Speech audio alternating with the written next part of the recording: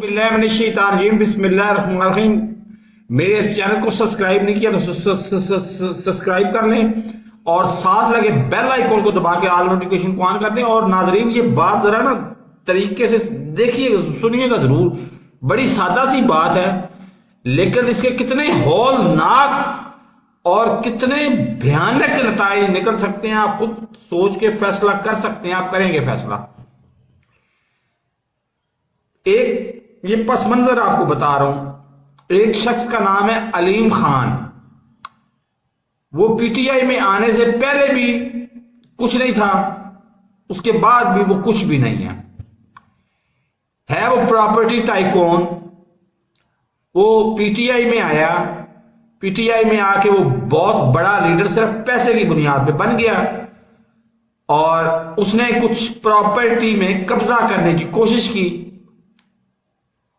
جس طرح کہ عمران خان صاحب کی عادت ہے، انہوں نے ایک سیکنڈ نہیں لگایا، انہوں نے ان کے خلاف کیس کر دیے اور وہ جناب نیب کے چکر کاٹنے انہوں نے شروع کر دیے اور وہ مطلب وزیر اعلیٰ نہیں بن سکے، سینئر وزیر ضرور بن گئے، لیکن ادھر دوسری طرف سے نیب کے چکر بھی وہ کاٹتے رہے۔ اس کے بعد انہوں نے ایک میڈیا چینل خرید لیا، اس پہ دو دوست جو بہت کلوز دوست تھے، ایک عمران ریاض خان اور دوسرا آفتاب اقبال، انہوں نے اپنے اپنے بڑے بڑے میڈیا گروپس، انہوں نے اپنا اللہ بھلا کرے آپ نے چھوڑا، آفتاب اقبال نے چھوڑا ایکسپریس نیوز کو اور عمران ریاض خان نے تو پتہ نہیں کس چھوٹا میڈیا گروپ چھوڑا، لیکن بہرحال دونوں کو وہ اپنے چینل پہ لے گئے، سما نیوز پہ، اور وہاں پہ بڑے اچھے طریقے سے چل رہے تھے۔ حالات نے پلٹا کھایا اور وہی علیم خان وہ جا کے دھڑام سے لگا نون لیگ میں، اور اس کا پہلا نتیجہ کیا نکلا؟ عمران ریاض خان کو آف ایئر کر دیا گیا۔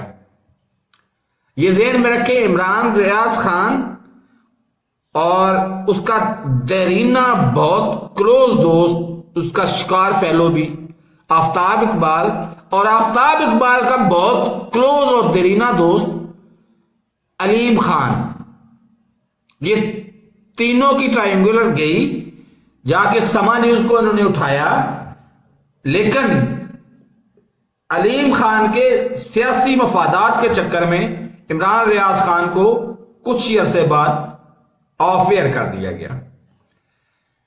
اب اس کے بعد رہ جاتے ہیں آفتاب اقبال صاحب۔ آفتاب اقبال صاحب نے 2 یا 3 دن پہلے میں نے ایک پروگرام دیکھا، اس میں ایک علامتی فلم پہ وہ بنا رہے ہیں اور وہ اس پہ وہ بات کر رہے ہیں، ایکٹ کر رہے ہیں۔ سب سے پہلے تو مجھے اعتراض یہ ہے کہ قیدوں کو کھیڑے کو جو ویلن ہے اس کو عمران خان کے طور پہ پیش ہی کیوں کیا جا رہا ہے؟ بہرحال یہ بھی قابل برداشت ہے چیز۔ تو وہ مطلب یہ بھی ذہن میں رکھے کہ آفتاب اقبال ایسی شخصیت کا نام ہے جو عرصہ دراز سے عمران خان کی حمایت نہ صرف کرتا آ رہا ہے بلکہ اب تک بھی دعوے دار ہے کہ میں حمایت کر رہا ہوں۔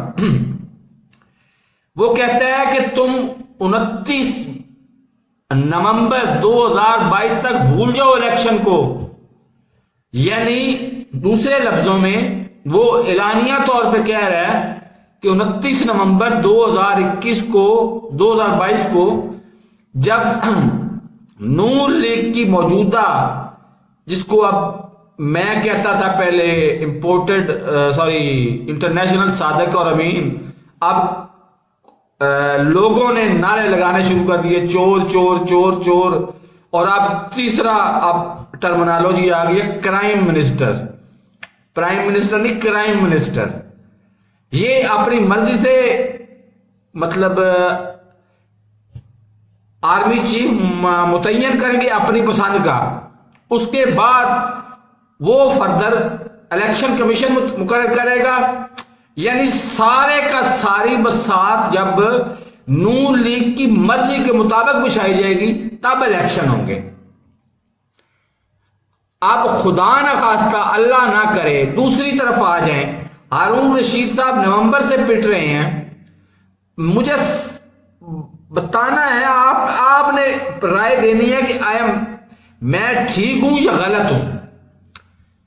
وہ ہارون رشید صاحب نومبر سے پٹ رہے ہیں، گزشتہ نومبر سے 2021 سے، کہ امریکہ رجیم چینج کرنا چاہ رہا ہے، اس کے مین ٹارگٹس میں پاکستان کی حکومت، پاکستان کا ایٹمی پروگرام، پاکستان کی آرمی کو کمزور کرنا، اور ملک کو اللہ نہ کرے میرے منہ میں خاک 3 حصوں میں تقسیم کرنا، یہ اس کی رجیم چینج میں شامل ہے۔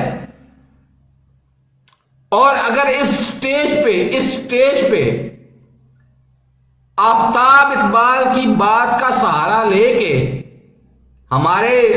میں خود اس علاقے کا، اس پنجاب کا رہنے والا ہوں، وہ مطلب قمر جاوید باجوہ صاحب میری یہ بات سنیں گے تو وہ بھی بڑی بخوبی سمجھ جائیں گے کہ وہ جٹ جفا مار لیں قمر جاوید باجوہ صاحب تو پھر اس ملک کو تباہی سے بچا سکتے ہیں۔